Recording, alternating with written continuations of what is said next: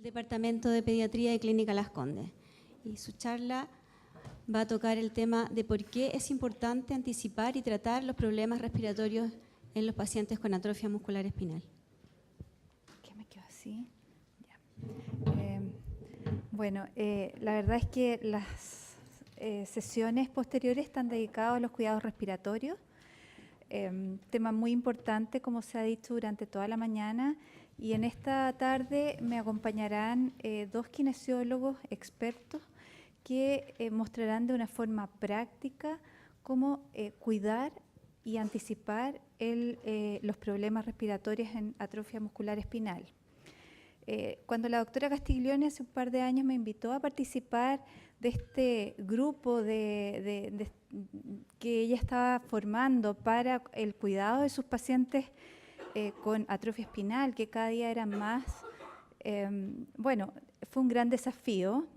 Vimos que en Chile existía ya un gran avance, porque a nivel de salud pública existía los cuidados respiratorios, especialmente los programas de asistencia ventilatoria no invasiva y posteriormente invasiva, que habían sido implementados inicialmente con el fin de sacar de las unidades de cuidados intensivos probablemente a estos pacientes, muchos de ellos enfermos neuromusculares.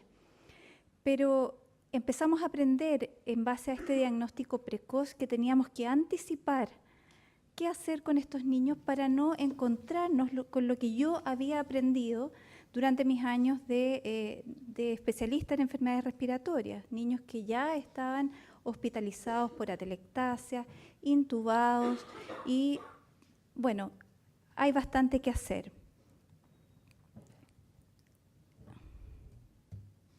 Las complicaciones respiratorias son la principal causa de morbilidad en niños con AMI. Como les digo, les mencionaba, la intervención precoz y enérgica puede prolongar la vida, que es lo que finalmente hacemos los médicos, me lo decía y lo he aprendido mucho de la fisiatra, la doctora Lillo, con quien trabajamos juntos, y además mejorar la calidad de vida. Y eso significa mantener al niño el mayor tiempo posible con sus padres, en su entorno familiar y con sus hermanos. Y para eso diseñamos este simposio que idealmente vamos a tratar de enfocar, porque es importante anticipar y tratar estos problemas respiratorios, pero posteriormente veremos cómo hacer la quinoterapia respiratoria, que se mencionó en la mañana como un pilar fundamental para el cuidado de estos pacientes, cuándo tenemos que hacerlo y cómo lo tenemos que hacer. Para eso hemos invitado al kinesiólogo Rodrigo Torres, quien es docente de la Escuela de Medicina, de la Escuela de Medicina, de la Escuela de Kinesiología de la Facultad de Medicina de la Universidad de Chile, y además es Master in Science in Clinical Research. Y el kinesiólogo Rodrigo Vera, ambos han sido miembros del programa de asistencia ventilatoria no invasiva e invasiva a nivel ministerial. Él tocará el tema ventilación mecánica invasiva y no invasiva, cuándo y cómo partir. Él es profesor asistente de la Escuela de Kinesiología de la Universidad de Chile. Como les decía, vamos a estar enfocados y me voy a apurar un poco, porque lo principal es definir cómo vamos a tomar decisiones anticipadas. Tenemos que tener estas conversaciones complejas con los padres antes de que ocurra una emergencia. Tenemos que informar a las familias a estar preparados, y eso tiene que ser de a poco, porque como ya vimos recientemente en las noticias, y entender de qué se trata la enfermedad es bastante complejo. Finalmente, con el fin último de evitar tomar estas decisiones que son complejas en forma precipitada en los momentos estresantes, por ejemplo, en relación a una intubación o que se esté decidiendo hacer una traqueostomía, y esto es especialmente importante en AME1. Han existido tremendos avances en los cuidados respiratorios. Ya se mencionó el apoyo ventilatorio no invasivo, que es algo de bajo costo, es fácil de instalar, es no invasivo, que cada día tiene menos disconfort para los pacientes.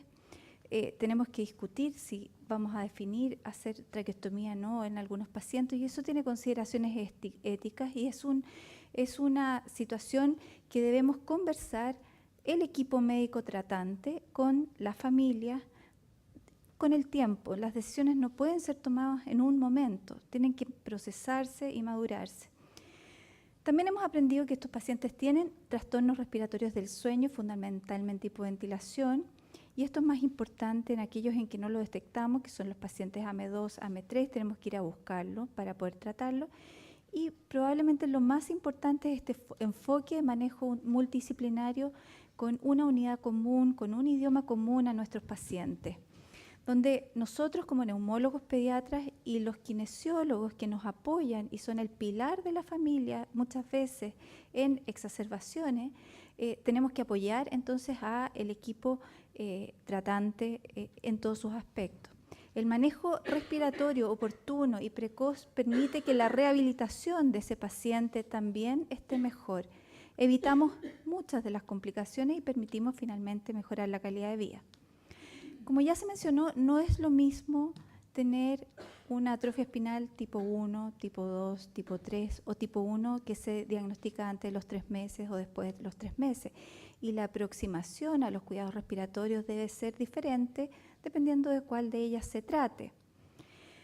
Han existido cambios en la historia natural y aquí tengo algunos datos que publicó Oscui en el Neurology el año 2007, especialmente en AM1, donde ustedes ven que en el periodo inicial, en el último periodo, la sobrevida ha aumentado sustancialmente entre el año 2095 y 2006. Hoy día los niños viven en promedio 24 meses y en el periodo previo, entre los años 80 y 94, 7,5 meses. Si ustedes se fijan que la sobrevida a los 12 meses y a los 24 meses se duplica. ¿Y por qué? Probablemente por la introducción, ya esto atribuyen los autores y hoy día lo hemos estado discutiendo en la mañana, la introducción de la ventilación mecánica no invasiva y el uso de los asistentes de la tos. Recibieron BiPAP los pacientes en el segundo periodo mucho más del doble en porcentaje que los del periodo anterior. También el Cough Assist y también la alimentación suplementaria. Hoy día, el manejo actual del AME tiene que involucra considerar que la principal complicación es la limitación pulmonar restrictiva, que va a ser mayor en AM1 y menor en AM3. Es progresiva con las microatelectasias recurrentes que alteran el normal desarrollo pulmonar.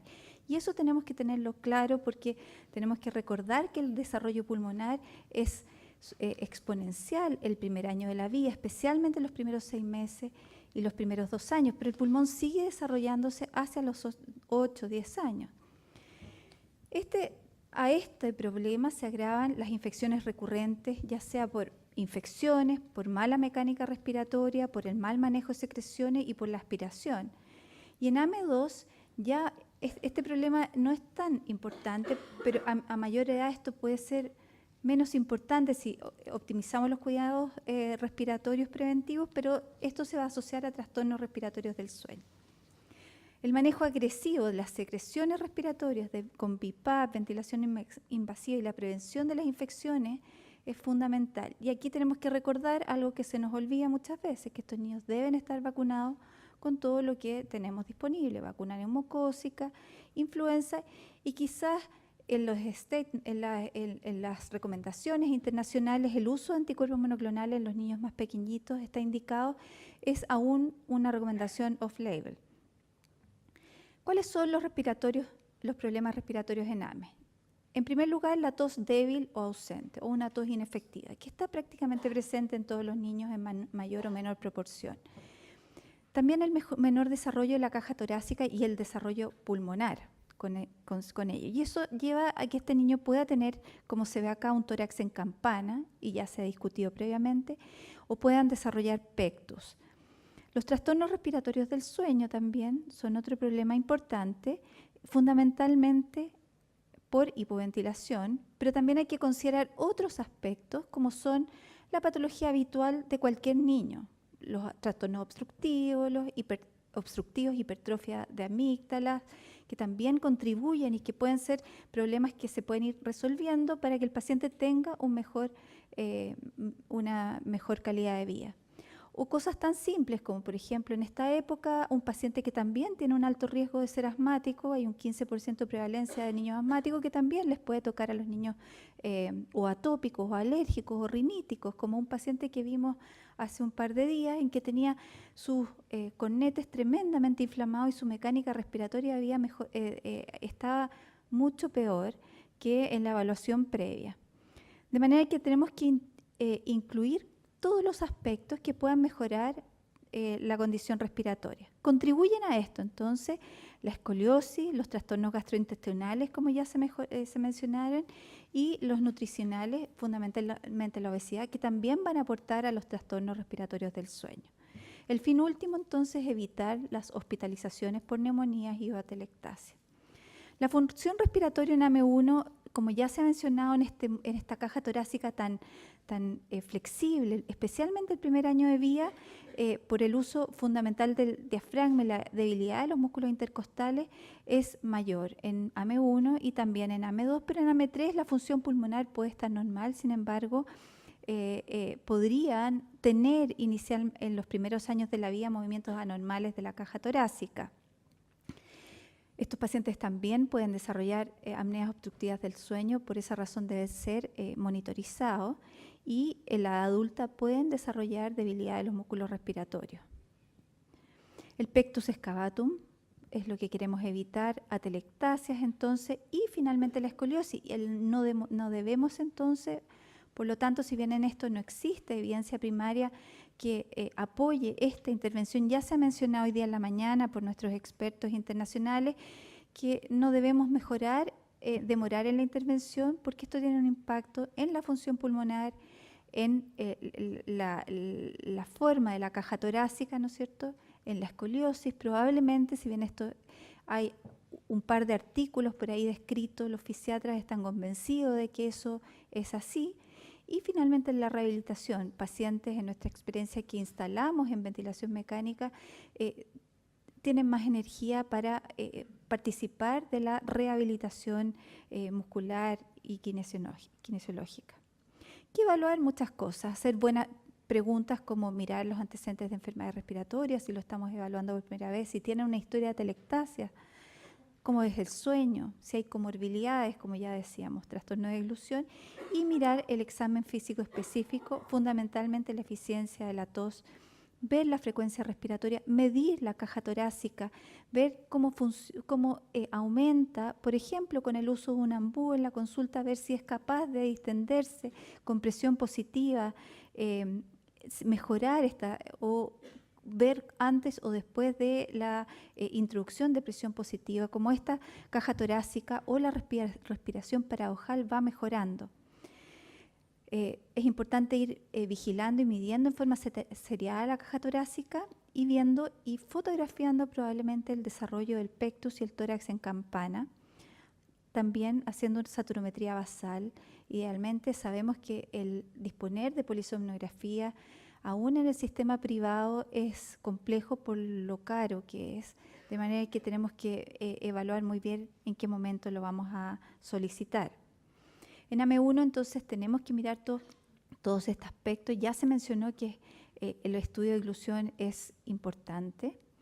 Y en AME2 ya podemos ir en niños mayores evaluando algunos parámetros de función pulmonar, como son capacidad vital forzada, evaluar la tos ya con medidas más objetivas, que los va a explicar, todos estos aspectos los va a explicar nuestro kinesiólogo posteriormente, y estudio de oclusión probablemente según la clínica. Son pocos los estudios que existen de evolución respiratoria en estos pacientes. La evolución de la función pulmonar y la fuerza muscular respiratoria fue recientemente evaluado y publicado por la doctora Farú y colaboradores en 31 pacientes con AME3 y AME2, y este es el primer estudio que mostró una evolución clínica de cómo era el patrón respiratorio en estos pacientes, la mecánica respiratoria, la función pulmonar y la función de la musculatura respiratoria. Ella evaluó una serie de parámetros como los que ya vimos, polisomnograma, función pulmonar, y vio que la capacidad vital forzada en este grupo de pacientes y el SNP eran parámetros que ofrecían más información de la declinación de la función respiratoria y muscular. De manera que nuestros kinesiólogos y rehabilitadores respiratorios tienen un rol fundamental en este aspecto, la evaluación y control y seguimiento seriado. Entonces, vamos a ir viendo cómo podemos y el por qué tenemos que tratar de esta forma a nuestros pacientes. Tenemos los 4 problemas básicos de manejo en estos pacientes. ¿Qué hacemos con la tos débil y inefectiva? Podemos implementar técnicas de asistencia manual o de insuflación con ambú y la mecánica con el InExuflator o Cough Assist. La doctora Quijano recién mostraba que ellos tienen experiencia. Nosotros no tenemos disponible en Chile claro, es el 2000, claro, que es bastante. El Cough Assist existe en Chile y hemos tenido experiencia, existe experiencia también a nivel ministerial en el programa AVNI. Y cuesta un tiempo de acostumbrarse, pero la experiencia es que los pacientes lo hacen y hoy día en la mañana la doctora Castiglioni mostró el timetable de un paciente nuestro que es bastante rígido, pero es impresionante cómo el niño se ha mantenido bien y en su caja torácica que había empezado a deteriorarse y en 2 o 3 meses de no uso de su ambú porque por distintas razones, cómo mejoró sustancialmente. Esto es importante porque es preventivo de atelectasia y también del soporte del tamaño del tórax. Tenemos que recordar que este pulmón que está debajo de este tórax está en proceso de desarrollo. Hay distintos protocolos de Cough Assist que los va a mencionar con detalle nuestro kinesiólogo, solo para recordar que la posición corporal también influye en la capacidad racional de nuestros pacientes y es importante mantenerlos, bipedestarlos o sentarlos, pero el protocolo exige en ocasiones colocar al paciente en Trendelenburg, situación que muchas veces no es bien tolerada por estos pacientes. Esto hay que tenerlo presente porque hay que estar atento a eso. Cuando buscamos literatura y evidencia si el InExuflator o el Cough Assist es una medida que tenga una digamos que sea eficaz desde el punto de vista de evidencia primaria buena, la verdad es que no existe. Hay 5 estudios, 105 pacientes incluidos en este metaanálisis de la Cochrane Library, que dice que es un dispositivo bien tolerado, que en algunos casos hay reporte de fatiga y esto ha sido medido con escalas visuales. La medida de efecto que ha sido medido fundamentalmente es el aumento del flujo expiratorio de oxígeno máximo, el aumento pero que elimine secreciones. Y la evidencia primaria es insuficiente, ya sea a favor o en contra. Pero la experiencia clínica favorece, yo creo, el uso de estos mecanismos, estos asistentes mecánicos de la tos como medidas preventivas en estos pacientes. Y aquí podemos ver uno de nuestros pacientes utilizando en su casa el Cough Assist diariamente, a lo mejor en los más severos o en aquellos que se enferman, si están cursando una infección respiratoria viral, con drenaje postural a veces. Importante hacer succión oral y nasal, solamente hay que enseñarle a los pacientes cómo hacerlo. Son capaces de manejar muchas de las infecciones respiratorias y a lo mejor evitan ir frecuentemente a consultas al servicio de urgencia o, peor aún, llegar a unidades de cuidado intensivo y necesitar ser intubados. El oxímetro de pulso, algo que podría hoy día cada vez más barato, es también un elemento fundamental que sería perfecto poder disponerlo o entregárselo a los padres en su casa. Yo no sé cómo lo hacen en Francia. El doctor Kravitz el año pasado decía que en Estados Unidos las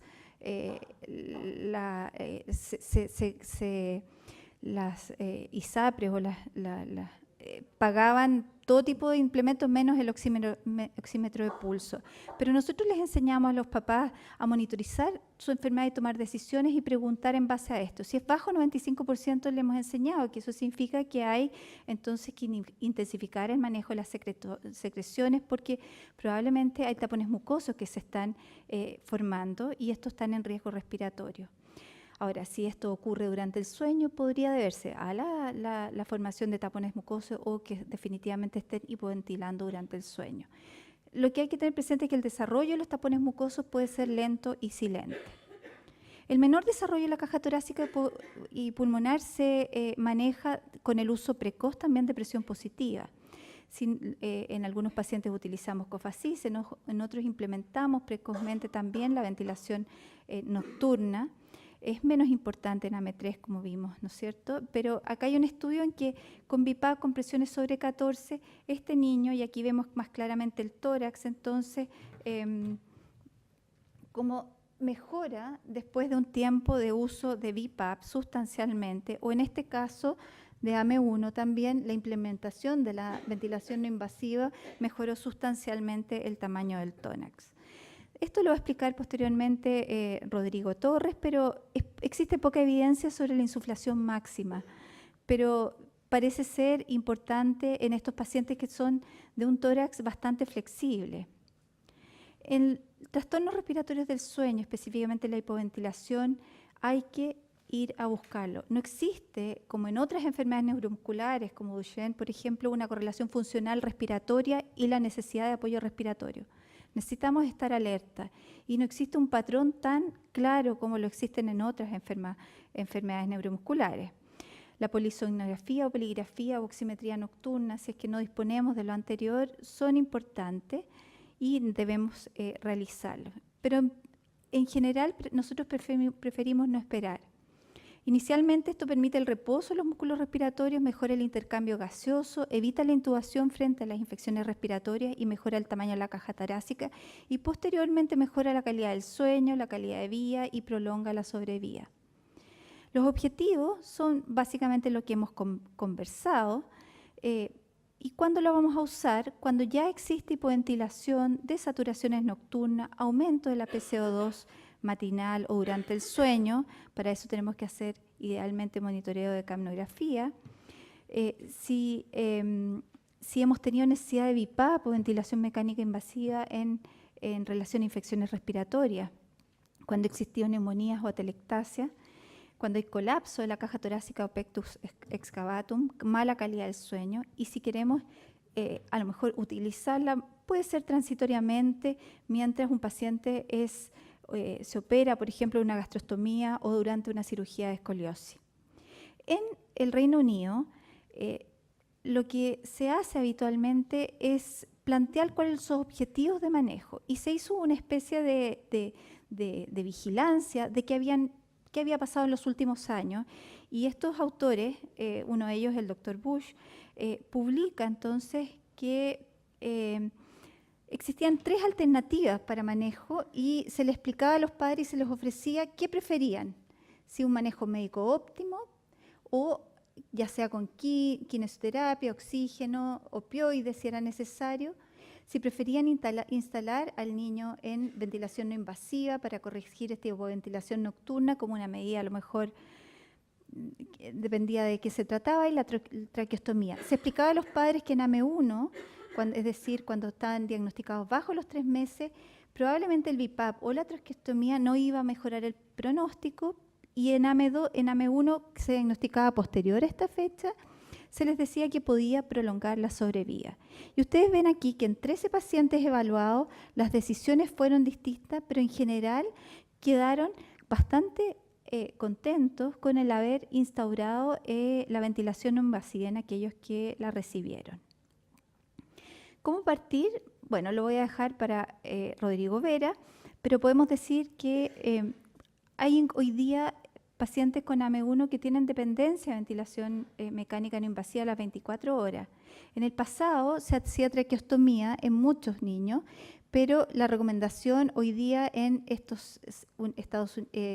el Reino Unido, Canadá y Australia es de un 7%, en USA un 25%, y en Chile, por alguna razón, tenemos un alto porcentaje de pacientes en la vigilancia de la doctora Castiglioni en traqueostomía con AME1.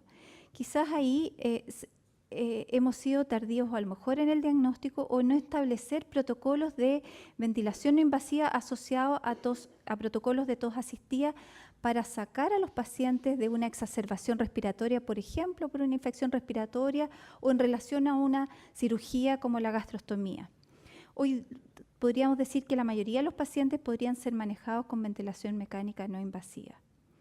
El apoyo es variable entre los distintos centros médicos y en el Pediatrics del año 2002 se recomendó en 70% de los casos, se ofreció, pero no se recomendó en el 25% de los casos y no se ofreció en el 7,5%. Y quienes más lo ofrecieron fueron los neurólogos, en segundo lugar los intensivistas, y en este estudio los fisiatras salieron con un muy bajo porcentaje, pero no me parece que esa es nuestra realidad acá en Chile. Por lo tanto, lo último que nos queda es evitar a como dé lugar las infecciones respiratorias, pero esto lo podemos lograr quizás los primeros 2 años, posteriormente el niño tiene que incorporarse, asistir a las salas cuna o a los jardines infantiles, ingresar al colegio e insertarse en la vía diaria. Necesitamos hacer todo tipo de manejo preventivo de infecciones respiratorias y tener en claro que existen protocolos para las exacerbaciones. Esta aproximación que está publicada el año 2000 es una aproximación para evitar la traqueostomía en niños intubados por infecciones respiratorias o cirugía, especialmente en AME1, y está muy protocolizado y ha tenido buenos resultados. Y otro aspecto que tenemos que considerar es que cómo le tenemos que pedir a los cirujanos de escoliosis que tenemos que preparar a su paciente, a nuestro paciente para esa cirugía, como ya se mencionó hoy en la mañana, ya sea planificando la asistencia ventilatoria, rehabilitación, teniendo al niño lo mejor posible desde el punto de vista de respiración, de su tamaño, de caja torácica, etc. Y no olvidar nunca que los trastornos de alimentación y deglución en AME2 y 3 también existen. En AME1 ya dijimos que eran de regla, y aquí podemos ver que la historia de atoro existe en un 30% de los pacientes. En esta vigilancia publicada el año 2012, la dificultad para mantener la comida en la boca en el 20%, dificultad en la masticación en el 20% de estos pacientes. Aquí el estado neurológico fue un factor de riesgo independiente para las alteraciones de la alimentación y deglución, que es mayor en los sedentes que en los no sedentes, pero estos pacientes tienen riesgo respiratorio. Finalmente, podemos decir que los objetivos de los cuidados respiratorios anticipados son la calidad de vida, el confort, la calidad del sueño, la rehabilitación en todo sentido, disminuir a como dé lugar las hospitalizaciones. Como les decimos a los de la UTI, no hemos visto pacientes afortunadamente este invierno hospitalizados, que no ingresen a unidades de cuidados intensivos y por lo tanto tener menos impactos de la enfermedad en las familias. Hoy día se mencionó mucho el manejo proactivo, agresivo, que prolongue la vida pero con calidad. Muchas gracias. Doctor Rodrigo Torres a continuación. Dejaremos las preguntas para el final. Rodrigo.